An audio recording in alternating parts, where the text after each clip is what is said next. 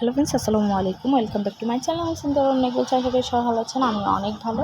তো আজকে আমি চিংড়ি মাছ ভুনা করবো, তো ভাবলাম আপনাদের সাথে একটু শেয়ার করি। প্রথমে আমি এগুলোকে ভালো করে কেটে এখন আমি ভাজার জন্য একটা কড়াইতে দিয়ে দিলাম।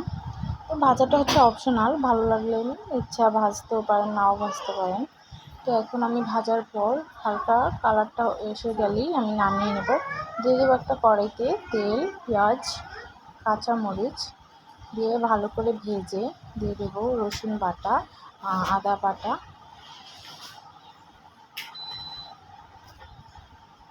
দিয়ে এখন ভালো করে নেড়ে দেবো।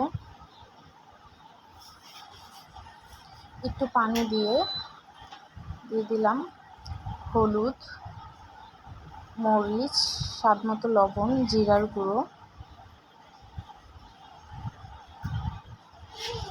দিয়ে ভালো করে এখন নেড়ে চিংড়ি মাছগুলো দিয়ে দিলাম। সাথে দিয়ে দিলাম আমার সংরক্ষণ করা কিছু টমেটো।